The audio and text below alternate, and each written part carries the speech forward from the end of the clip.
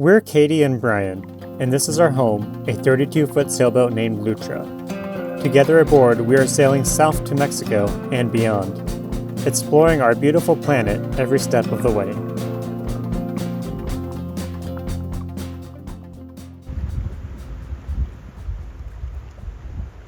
On the south side of Catalina Island, we spent several days exploring Avalon and enjoying the company of Katie's family. We also found a very well-stocked hardware store to pick up a few essentials for the boat. Right on Super Noodle.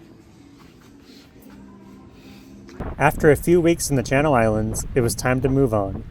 Getting back to the boat on our undersized paddleboard was trickier than it was when we arrived. The wind had kicked up some chop, and the balance was precarious at best.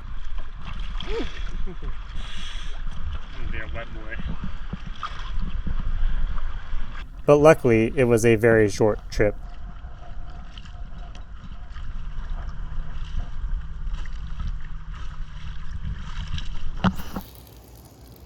Katie's dad gave us a collapsible fishing rod before we left, which we promptly started playing around with as our last day on Catalina came to a close.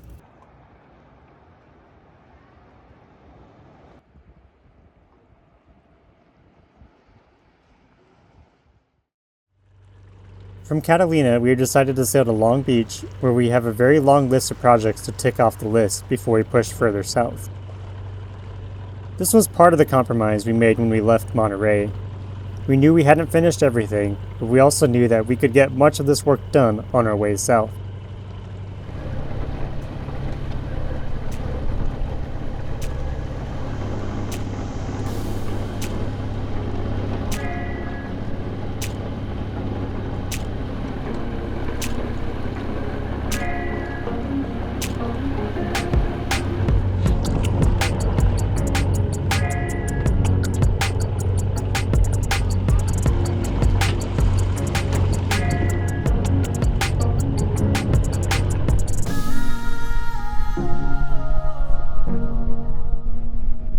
Other than a bit of morning fog, the conditions were perfect for an easy sail across the channel.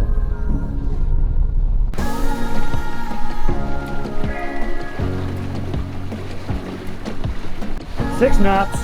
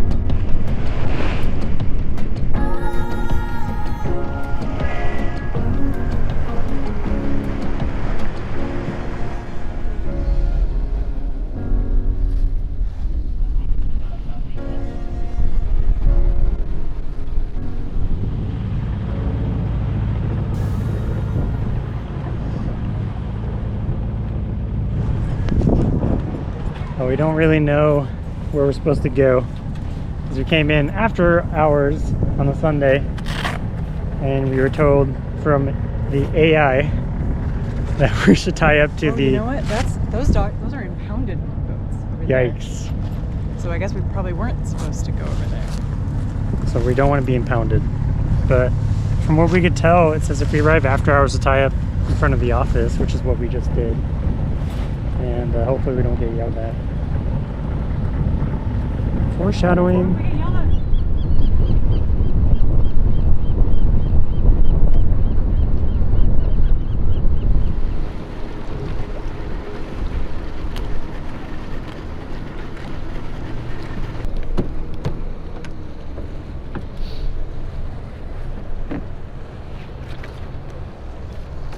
So when's the last time we were here?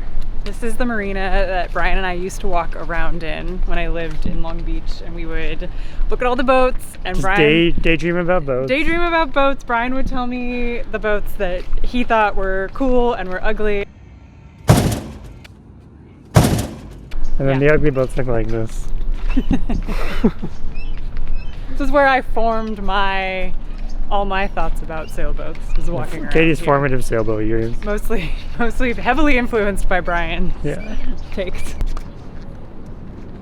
Mimosas or coffee. Cheers.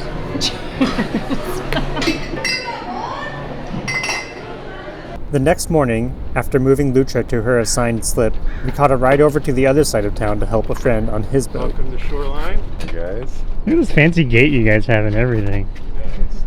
So, welcome to Lutra 2.0. It's much faster. That Lutra. was fast. We're at our friend Scott's boat over here in Shoreline Marina. He's going to go do the opposite trip that we just did. So he's taking his boat up to Monterey. They're basically replacing us. They literally are moving into the house that we were living in. And they have a boat here in Long Beach. And they're going to sail up. So we're helping them get ready. Our bizarro alternate universe couple. Yeah, no, literally. He works in aerospace. She used to work at the aquarium that Katie worked at. Yeah, they're literally copy-paste duplicate versions of us with a different boat. So they're leaving at 2 today, and they have a long list of projects. And so I think it's going to be kind of crazy, but we offered to come over and help. So I'm running a new halyard for him at the moment.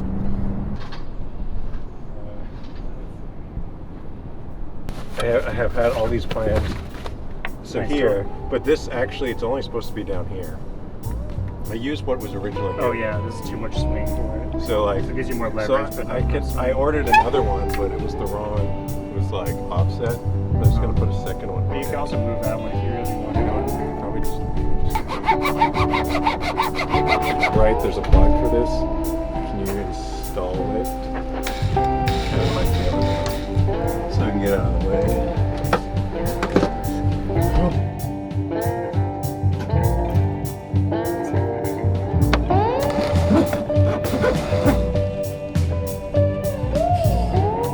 Don't lose your messenger line. At least one second.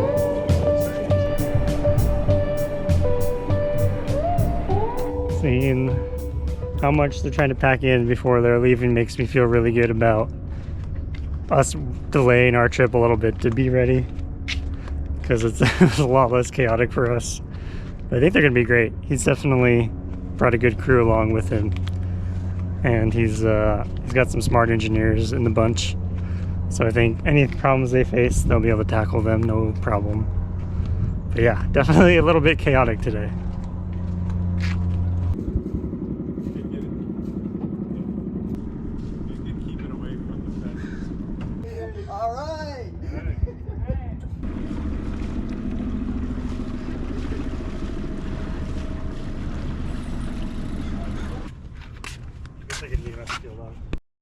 Back on Lutra, we started to tick off our own projects. Hot. Thank you. The first being one that initially plagued us back on Santa Cruz Island, and we attempted to fix on Catalina Island. Our wind speed indicator, right here, it's working now because I just hit it with my finger. I think it's just getting caught up pretty frequently, and so sometimes it just will stop completely and won't record any wind until it gets above like 8 knots. I don't know exactly why. So I think what I'm going to do is I'm just going to take it off the mast and bring it down. I might take it apart a little bit and then lubricate it a little bit. And hopefully that lubrication will make it just run smoother for another couple of years. Luckily, this particular model of wind sensor is wireless and has a quick release, making it very easy to remove from the mast. I don't see anything obviously wrong with it. I think it just needs to be lubricated. So let's see here. Hey Katie, can you catch this? I might just drop this rope. Alright, so here's the instrument off the top of the mast. Here's a spinny guy. I think it's just, I don't know, feels like it spins really easily. It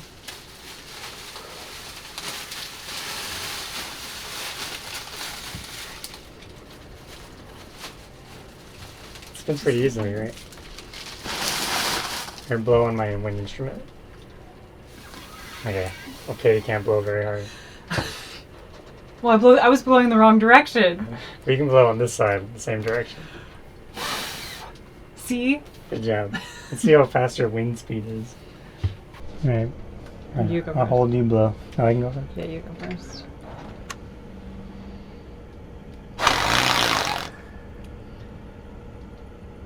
Oh, 9.8. 10. 11. Oh, 11.4. Okay. Okay, ready? Yeah. Yeah, 5 knots, No, I was 6 laughing. knots. I was laughing. Oh, 9? Oh, 9.2. I think you're too inebriated to drive. It's fun. Well, this morning we have 2 tradespeople coming over the boat to look at some stuff. One is a sail we ordered through an online sailmaker, and it's just not quite the right leech length, and a little bit of that is our fault. This is our drifter sail, so it's a big sail that, well, it's a bigger sail than our head sail. It's not as big as our asymmetrical spinnaker, but it's the same material basically, and we got it so we could do some light wind reaching, and also some downwind stuff with it too. And we just can't use it because the leech length's a little bit too long, which makes it pretty useless for reaching, to be honest, especially if you have a sock on it. So we'll have the sailmaker look at it and see what his opinion is, and then if he wants to make a correction, we'll see if we can work out a good deal on that. The other thing that we're doing is our Dodger here is probably 25 years old, if not older, and it's ready to be replaced. The canvas is. We'll basically retain the solar panels that are up here. All the metal frame is really nice. We'll keep all that, and then we'll just replace the canvas work itself. And that's also not going to be a cheap job. We would do that ourselves, but we have a limited amount of time here, and we have a big list of projects we want to do. And also, this type of canvas work is probably a little bit beyond our skill level. Like, we could definitely do it. I don't think the result would be that great. I think we could probably do it for half the price, 3 times the time, and get a result that's about 50% as good, if not less. So we'll see how the tradespeople quote us and what we want to do. But we're pretty excited to get that replaced and get a working drifter sail. So we'll see how it goes. Because we have less than 2 weeks that we can be here, we had the tradespeople both come as soon as they were available, which unfortunately was at about the same time. Luckily, we were able to effectively multitask and communicate our issues and needs. Kudos to both of these men and their teams for being able to provide solutions in a reasonable time frame and at an affordable price. My mission today is laundry run. I've got half of our laundry in our dry bag backpack, half of it under this arm, along with our detergent. I was surprised at how much I was able to squish it all down, but yeah, the nearest laundromat, this marina does not have laundry as part of its facilities. So the nearest laundromat is, I think, like a little over a mile and a half away. I'm just gonna start walking and look up public transit options, or I know there's also Lime scooters around, so we'll see. I also might just walk. It's pretty nice now that the sun is finally out, so we'll see. So there were a couple public transit options. None of them really saved me that much walking though.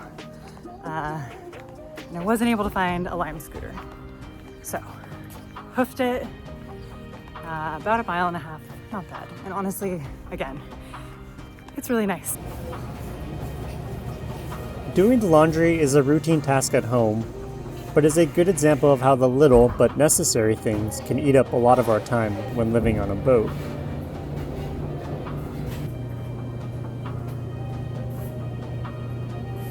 laundry success.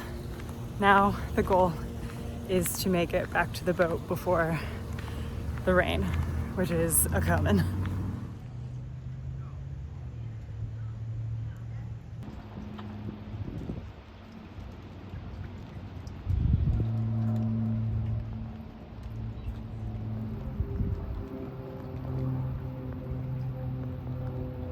And I'm gonna go take advantage of our proximity to a Whole Foods and pick up some Amazon packages that we had delivered. It's not the best weather for Southern California. At least we're on a dock, so.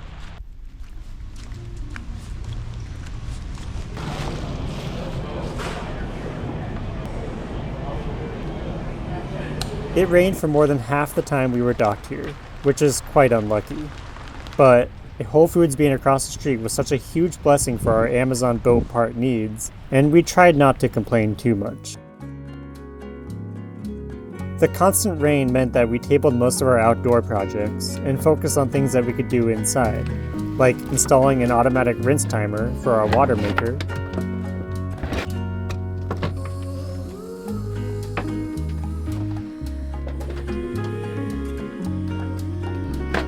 as well as splicing lines for a boom preventer.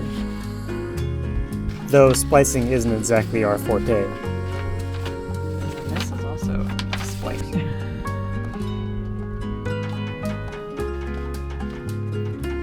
I'm pulling the other way, and yet it goes in.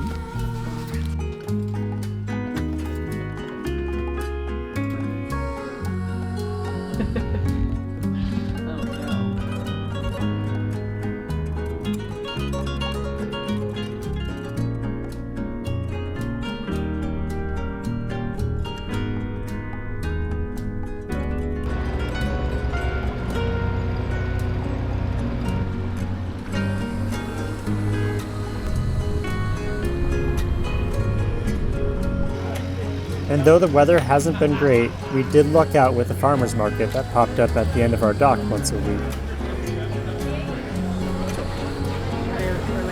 They look like a combo of a honey dust.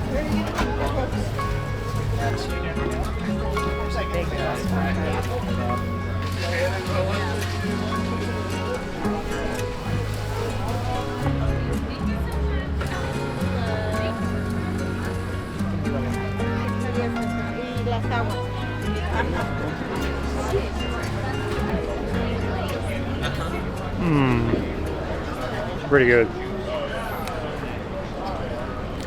Yeah. What are you doing? She's doing teak wooding. Yeah, I'm doing some very complicated woodwork. Wow, it's amazing how quickly you can just put when you're really good at it. Put teak wood back down with this silicone caulking too. I mean, that's really impressive at polysulfide. Thank you.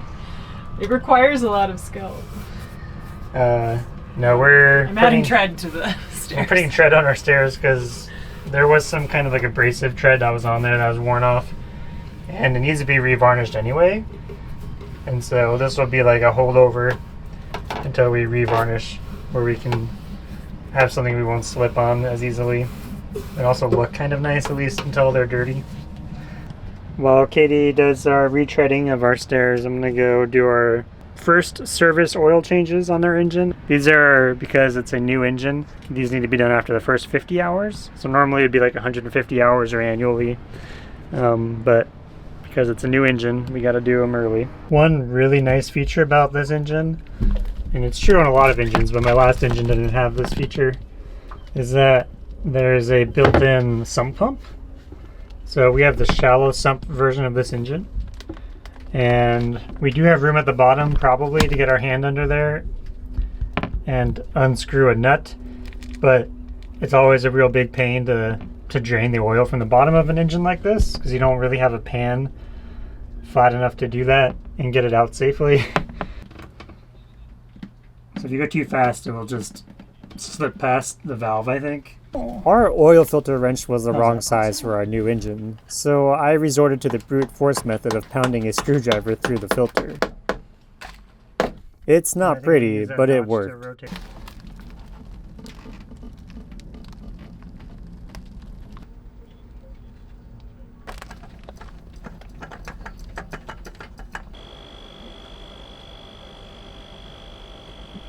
Yeah, so we did some engine maintenance today, some preventative maintenance.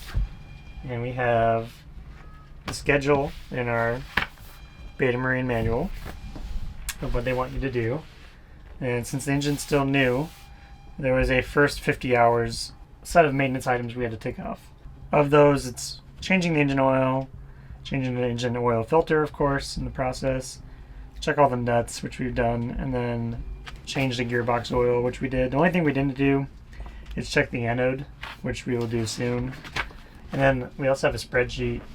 It's a really basic spreadsheet on Google Docs to keep track of when we do these things, and then kind of tells us automatically like when it needs to be done next.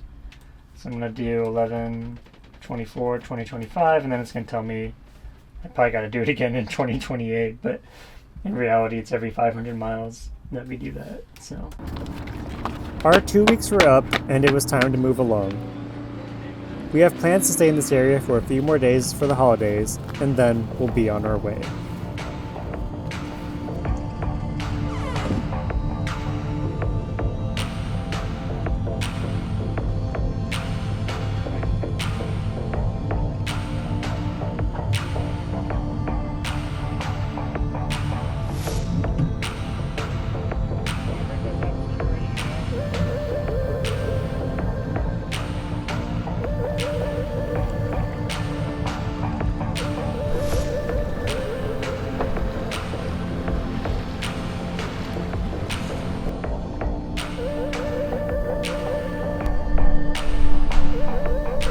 If you like this adventure, let us know by giving us a like or by leaving a comment. And if you want to see more, be sure to subscribe to follow along.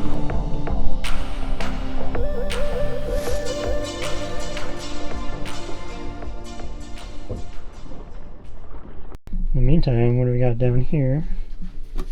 Ooh, chocolate. Ooh, it's a bag of treats for Halloween. Bag of treats.